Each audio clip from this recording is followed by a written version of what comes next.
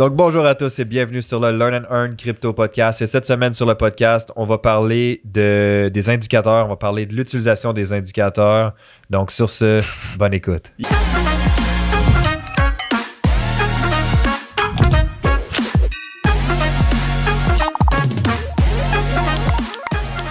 Yes! Je suis tellement content d'être avec toi, je peux pas m'empêcher de rire. Comme à l'habitude, t'as bien un beau chandail.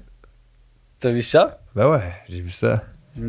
Represent et tout. Represent. Comment s'est passée ta semaine? Ça va super bien et la tienne? Super bien. Yes, Belle semaine, bien occupée. On aime ça.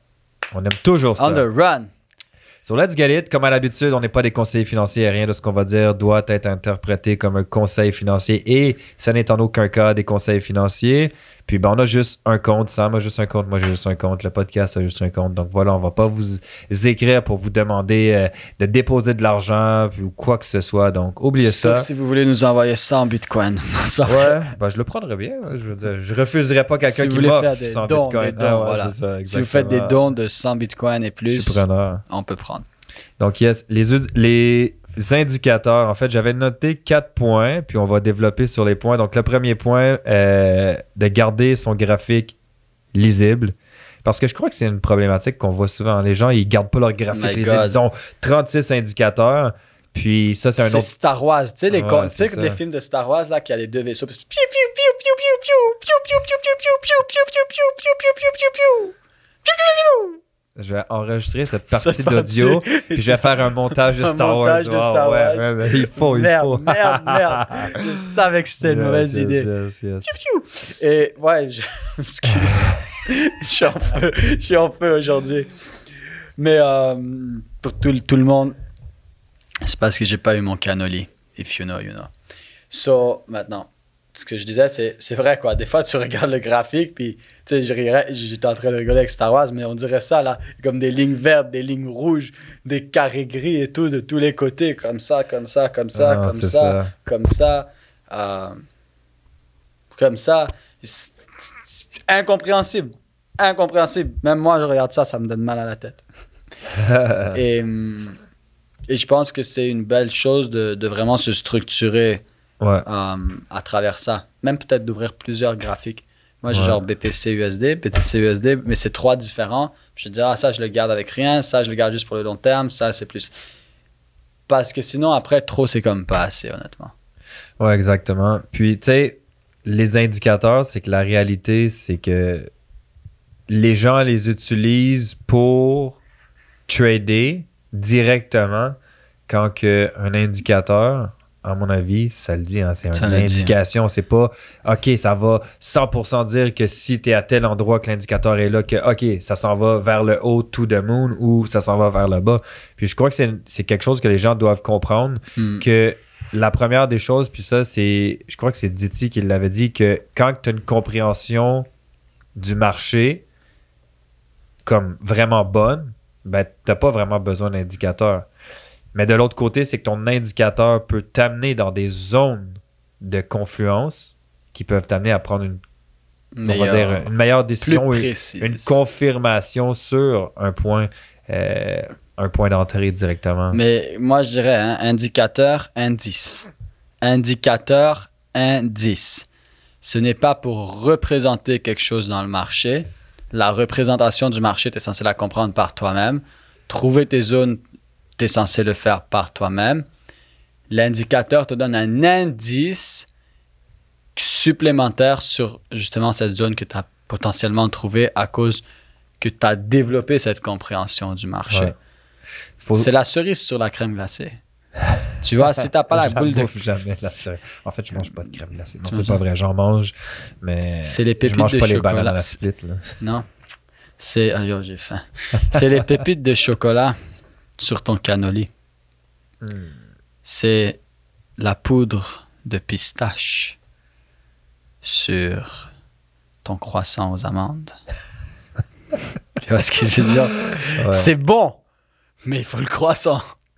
Ouais, exactement. Comme le cannoli, c'est bon, mais il faut le cannoli, tu sais. Tu peux pas juste avoir les Exact. pépites de chocolat sans rien. Donc, au final, avec un indicateur, juste, ben, je dis au final, hein, juste pas prendre de décision qui est basée uniquement sur l'indicateur. Yes. Puis même, De la maîtriser. Ouais. De la maîtriser. Moi, je vois beaucoup de gens qui passent d'un indicateur à l'autre, mais qui n'ont pas le temps d'apprendre à le maîtriser. Exact. Ils essayent de faire cuire leur gâteau dans un rond. Ils sont déjà rendus dans le triangle. Mais ils savent pas encore le faire cuire dans le rond. On vous a pas dit, mais aujourd'hui, c'est un épisode sur la... Ouais, aujourd'hui, c'est un épisode sur la pâtisserie. Non, mais en plus, dimanche, j'ai abusé, là. J'ai mangé à côté, là-bas. C'est proche d'ici. Oh, faut pas que tu... Pourquoi tu viennes me faire penser à ça? Ils font des bangs. Bro... Juste là, à côté, là. Les gens vont écouter l'épisode et vont dire, mais ces bangs-là, ils sont à un autre niveau. Mais là, je peux pas cheat meal pour le reste de la semaine parce que j'ai abusé dimanche. Voilà. Donc toi, Sam, c'est quoi l'indicateur principal que tu utilises et pourquoi? C'est Monsieur Moustache. Oh, Monsieur Moustache. Monsieur Moustache. Ouais. Je trouve qu'il nous manque d'humour dans nos podcasts à partir de maintenant. Explique c'est quoi Monsieur puis c'est qui Monsieur Moustache. Je vais juste dire des bêtises. Monsieur Moustache, en fait, c'est un indicateur absolument incroyable. Moi, je l'utilise pour surveiller les graphiques pendant la nuit quand je suis pas là. En gros, non, sérieusement, il rigole, mais là, je suis très sérieux. Le nom de l'indicateur, naturellement, ça s'appelle pas vraiment Monsieur Moustache, mais c'est comme ça qu'on l'a surnommé. En gros, c'est un cercle. Et l'indicateur, vous pouvez le faire vous-même. Vous faites un cercle jaune avec des yeux bleus en forme de Bitcoin, une bouche et une moustache. Et comme ça, vous pouvez le laisser là et toute la nuit, pendant que tu n'es pas là, il peut surveiller le marché pour toi. Tu vois, tu n'as même pas besoin de mettre des alertes parce qu'une alerte ne comprend pas ce qui se passe. Monsieur Moustache, lui, oui, il comprend ce qui se passe.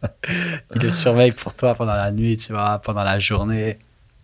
Moi, je pense que c'est mon indicateur préféré. Mais blague à part, non, c'est pas une blague. Mais à part Monsieur Moustache, moi, vraiment, ce que j'aime, c'est les indicateurs qui montrent un changement dans le momentum. J'aime les indicateurs de momentum.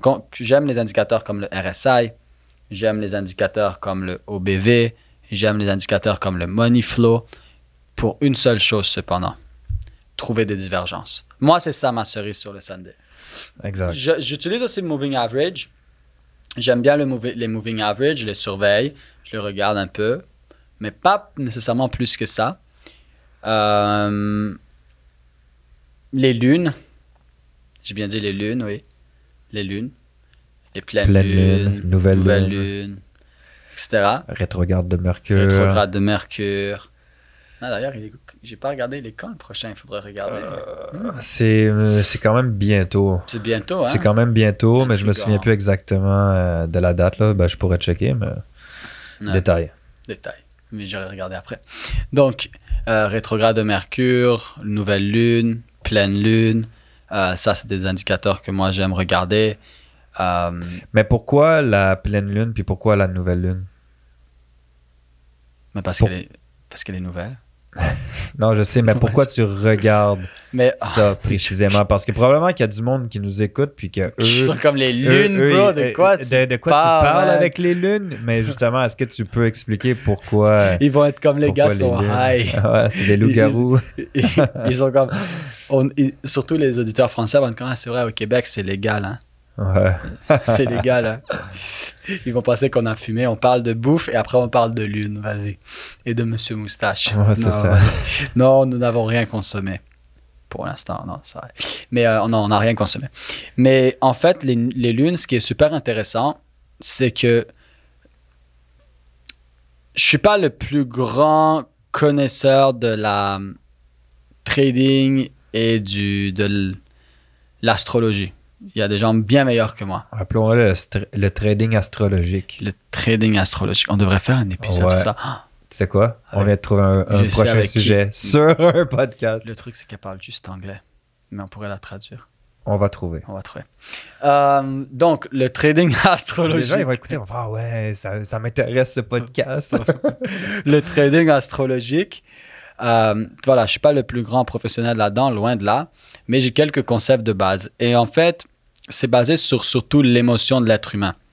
Donc, qu'est-ce qui se passe, c'est que on a pu voir au fil du temps des tendances entre justement le fait que lorsqu'il y a une nouvelle lune ou une pleine lune, les lunes font justement bouger les océans, font bouger l'eau. C'est avec ça que tu as les marées, etc. Donc, si ça a un impact aussi intense sur l'eau qui se trouve sur notre planète, déjà on commençait à se demander quel impact ça peut avoir sur l'être vivant. Qui est composé à 70% d'eau. Exactement. Donc, quel impact ça peut avoir sur l'être vivant, sur l'être humain? Quel impact ça peut avoir sur ses émotions? Est-ce que ça peut faire en sorte qu'il est plus agressif ou plus passif justement sur des prises de décision? Et à la fin de la journée, que ça soit plus le côté spirituel et astrologique du marché, que tu y crois ou pas, ou que ça soit plutôt utilisé comme un calendrier, on s'en fout. Ce qui compte, c'est est-ce que ça a un impact dans le marché? Et on peut voir que la plupart du temps, effectivement, quand tu vois une nouvelle lune ou une pleine lune, ça a un impact dans le marché. Est-ce que ça a vraiment un impact parce que les gens sont plus émotionnels ou moins émotionnels, sont plus joyeux ou sont plus dans la peur? Ou est-ce que ça a un impact parce que certaines personnes, certains groupes d'individus utilisent ça comme calendrier pour eux? Parce que comme ça, c'est jamais exactement à la même date. Un peu comme les mercures de rétrograde, c'est jamais exactement à la même date. Parce que sinon, après, tout le monde aurait réalisé après les années que 1er juillet, il se passe tel truc dans le marché. Mais ça, ce qui est intéressant, c'est que on sait exactement quand va être les rétrogrades de Mercure en 2028 ou en 2040. Mais c'est jamais exactement la même date. Alors, est-ce que c'est utiliser justement les rétrogrades de Mercure et les lunes plutôt comme calendrier? Peu importe. Qu'on ait la croyance que ça soit les émotions, le côté spirituel, ou qu'on ait la croyance que c'est plutôt utilisé de façon mathématique comme calendrier par certaines institutions, ce qui compte, c'est qu'on peut voir un certain impact dans le temps et dans le marché avec ces choses-là. Alors moi, c'est sûr que c'est des choses que je regarde. Pleine lune, nouvelle lune, rétrograde de Mercure, j'aime bien regarder. Après, je n'ai pas poussé super loin, comme je vous ai dit. On pourra faire un podcast là-dessus. Après aller Emma un peu, mais sinon moi comme j'ai dit, ce que j'aime, je préfère regarder les lunes et le rétrograde de Mercure. Pour moi c'est plus une indication dans le temps, tandis qu'une indication par rapport au prix, là je vais plus regarder vraiment des divergences comme j'ai dit sur le RSI, OBV, Money Flow Index. On utilise le stochastique, le MACD, etc. Honnêtement il y a tellement d'indicateurs. Après, je crois que c'est juste important de, maîtriser l'indicateur que tu utilises, de l'utiliser en second lieu. Donc, confirmation supplémentaire et non comme « Ah, OK, mon indicateur me dit ça, je vais prendre cette décision-là. » Non, c'est plutôt comme « OK, j'ai cette décision à prendre, j'utilise mon indicateur. Ah, parfait, j'ai une divergence. Good. » Là, c'est une confirmation supplémentaire pour rentrer ou pour prendre une décision sur le marché. Mais tu sais, tu vois, moi, honnêtement... C'est juste de comprendre que c'est un extra.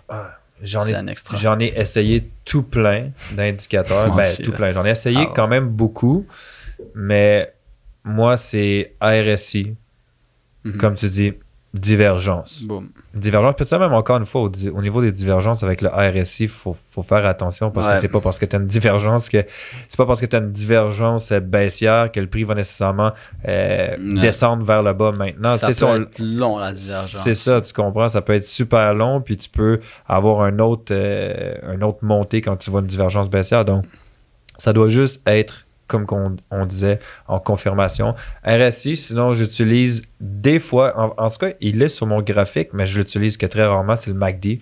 Puis j'utilise encore juste pour divergence. Pourquoi? Parce que c'est une double divergence. Si j'ai juste une divergence sur RSI, c'est une chose pour moi. Si j'ai une double divergence, ben, ça m'amène à avoir une meilleure, on va dire, confluence au niveau de la décision que j'ai à prendre.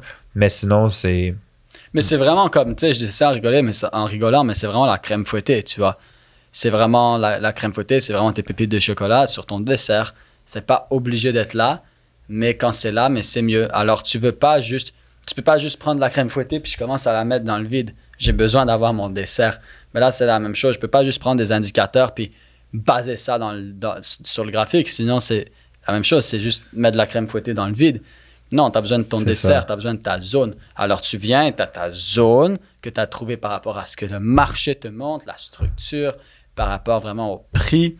Et là, cette zone-là, lorsque tu as justement le prix vient travailler dans cette zone-là et que tu vois que là, tu as des divergences et tout ça, là, c'est ça les trucs extra qui va rendre cette zone encore plus intrigante, encore plus alléchante.